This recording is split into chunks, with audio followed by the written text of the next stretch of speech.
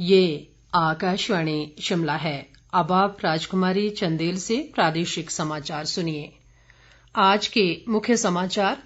मुख्यमंत्री जयराम ठाकुर ने भाजपा के सभी मोर्चों से आपसी तालमेल से काम करने का किया आह्वान। विधानसभा के मॉनसून सत्र से पहले अध्यक्ष विपिन सिंह परमार ने बुलाई सर्वदलीय बैठक। सत्तापक्ष और विपक्ष से जनहित के मुद्दों को उठाने का किया अनुरोध। जल शक्ति मंत्री महेंद्र सिंह ठाकुर हुए कोरोना पॉजिटिव, अपने संपर्क में आए लोगों से की जांच करवाने व आइसोलेट होने की अपील। और प्रदेश में कोरोना वायरस के मामलों में वृद्धि जारी, 6,520 हुआ कोरोना संक्रमितों का आंकड़ा। अब समाचार विस्तार से। प्रदेश सरकार का 2.5 वर्ष का अब तक का कार्यकाल सफल रहा है, जिसमें कई ऐतिहासिक फैसले और नई पहल की गई है। ये बात मुख्यमंत्री जयराम ठाकुर ने आज मंडी में संगठनात्मक जिला सुंदरनगर के पार्टी कार्यकर्ताओं को संबोधित करते हुए कही। उन्होंने कहा कि सरकार ने ये सुनिश्चित किया है कि विभिन्न कल्याणकारी योजनाओं और निर्णयों के माध्यम से समाज के कमजोर वर्ग व गरीबों के जीवन में आशातीत बदलाव आए। मुख्यमंत्री ने कहा कि मिशन रिपीट को सफल बनाने के लिए पार्टी के सभी 7 मोर्चों को आपसी तालमेल के साथ काम करना होगा। इस दौरान पार्टी के प्रदेशाध्यक्ष सुरेश कश्यप ने कार्यकर्ताओं से संगठन की बेहतरी के लिए जमीनी स्तर पर लोगों से व्यापक संपर्क स्थापित करने का आह्वान किया। उन्होंने संगठन और सरकार के बीच बेहतर तालमेल स्थापित करने पर बल देते हुए कहा कि सरकार की विभिन्न नीतियों और कार्यक्रमों के बारे में लोगों की प्रतिक्रिया जानने के लिए उचित कदम उठाने चाहिए। उन्होंने पार्टी कार्यकर्ताओं से नए जोश के साथ भाजपा को जमीनी स्तर पर सुदृढ़ बनाने के लिए कार्य करने का आह्वान किया। इस मौके पर सांसद रामस्वरूप शर्मा और पार्टी महासचिव व विधायक राकेश जम्वाल ने भी अपने विचार रखे। आज शिमला में विधानसभा अध्यक्ष विपिन परमार की अध्यक्षता में सर्वदलीय बैठक आयोजित की गई। विधानसभा के मॉनसून सत्र के संचालन में सहयोग के लिए उन्होंने नेता प्रतिपक्ष मुकेश अग्निहोत्री, संसदीय कार्यमंत्री सुरेश भारद्वाज, माकपा विधायक राकेश सिंघा और विधायक होशियार सिंह के साथ हुई इस बैठक में कोरोना महामारी के चलते किए गए प्रबंधों की जानकारी दी। बैठक के दौरान उन्होंने कोरोना संक्रमण से बचाव के लिए किए जा रहे प्रयासों से भी अवगत करवाया। उन्होंने उम्मीद जताई कि सभी सदस्य महत्वपूर्ण विषयों पर सदन की गरिमा को बनाए रखते हुए चर्चा में भाग लेंगे और प्रदेश व जनहित में सदन के समय का सदुपयोग करेंगे। 13वीं विधानसभा का मॉनसून सत्र 7 से 18 सितंबर तक चलेगा, जिसमें 10 बैठकें आयोजित होंगी। विधानसभा अध्यक्ष विपिन सिंह परमार ने आज शिमला में पत्रकार वार्ता के दौरान ये जानकारी दी।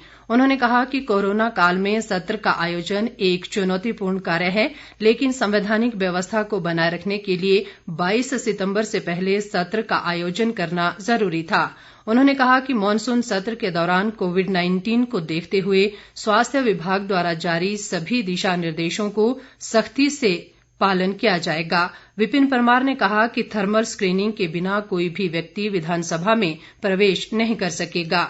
कोरोना महामारी के चलते सत्र के दौरान दर्शक दीर्घा में बैठने के लिए किसी भी आगंतुक को पास जारी नहीं किया जाएगा। उन्होंने कहा कि सत्र के दौरान मंत्रियों, विधायकों और सदन से संबंधी विधानसभा के अधिकारियों, कर्मचारियों व मीडिया कर्मचारियों को सर्जिकल फेस मास्क और सैनिटाइजर उपलब्ध करवाया जाएगा। विधानसभा अध्यक्ष ने कहा कि सत्र में अभी तक कुल 577 तारांकित जबकि 228 अतारांकित प्रश्न प्राप्त हुए हैं। उन्होंने सत्ता पक्ष और विपक्ष के सभी सदस्यों से जनहित से जुड़े मुद्दों को ही सदन में उठाने का अनुरोध किया है। विधानसभा सत्र से ठीक पहले जल शक्ति मंत्री महेंद्र सिंह ठाकुर की कोरोना रिपोर्ट पॉजिटिव आई है।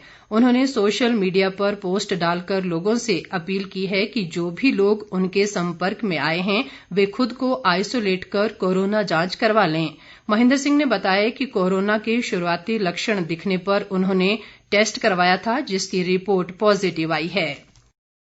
ग्रामीण विकास व पंचायती राज मंत्री वीरेंद्र कंवर ने कहा है कि किसानों को प्राकृतिक खेती सिखाने के उद्देश्य से राज्य के प्रत्येक विकासखंड में एक गौशाला में बेसहारा देसी गाय रखी जाएगी। उन्होंने कहा कि देसी गाय प्राकृतिक खेती का आधार है और इन गौशालाओं में प्रशिक्षण मिलने से किसान जहां प्राकृतिक खेती को प्रोत्साहित होंगे वहीं देसी गाय की अहमियत भी समझेंगे। वीरेंद्र कंवर ने कहा कि गौशाला संचालकों को बेसहारा गौवंश की देखभाल के लिए प्रोत्साहित किया जा रहा है और राज्य सरकार उन्हें प्रति माह 500 रुपये प्रति गाय की आर्थिक मदद प्रदान कर रही है।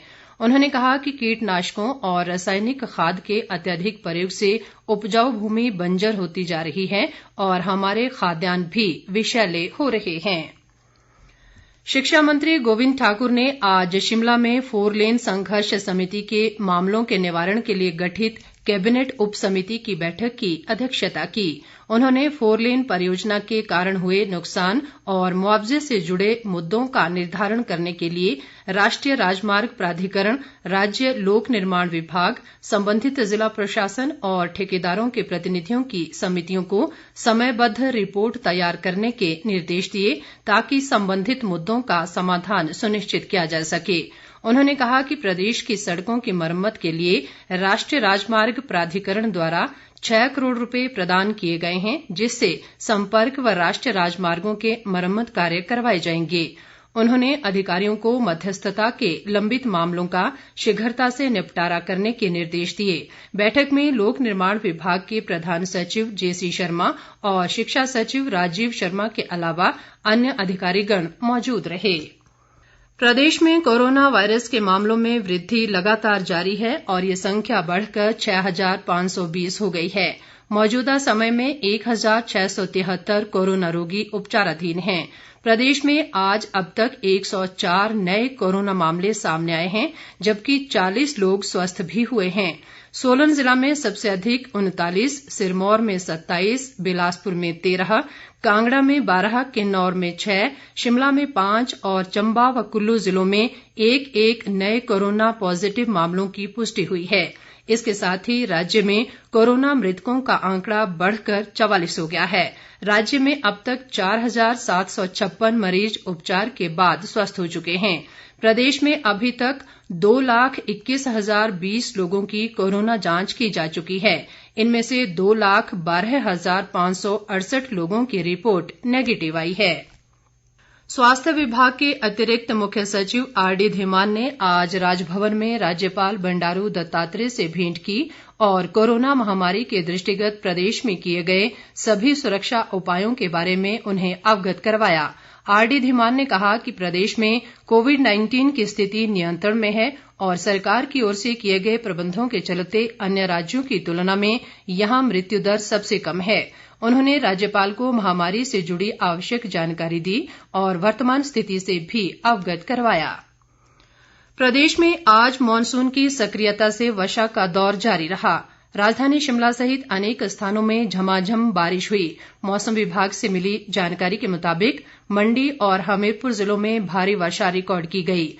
इस बीच बलद्वाड़ा में 86, हमीरपुर में 66, भोरंज में 30, रामपुर में 20 और बंगाणा में 24 मिलीमीटर वर्षा रिकॉर्ड की गई। मौसम विभाग ने आगामी 6 सितंबर तक ऊंचाई वाले क्षेत्रों में वर्षा और बर्फबारी जबकि मध्यम व निचले क्षेत्रों में वर्षा की संभावना जताई है। अंत में मुख्य समाचार एक बार फिर।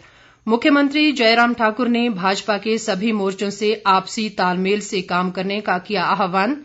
विधानसभा के मॉनसून सत्र से पहले अध्यक्ष विपिन सिंह परमार ने बुलाई सर्वदलीय बैठक, सत्तापक्ष और विपक्ष से जनहित के मुद्दों को उठाने का किया अनुरोध। जल शक्ति मंत्री महेंद्र सिंह ठाकुर हुए कोरोना पॉजिटिव, अपने संपर्क में आए लोगों से की जांच करवाने व आइसोलेट होने की अपील। और प्रदेश में कोरोना वायरस के मामलों में वृद्धि जारी, 6,520 हुआ कोरोना संक्रमितों का आंकड़ा। इसी के साथ ये समाचार बुलेटिन समाप्त हुआ।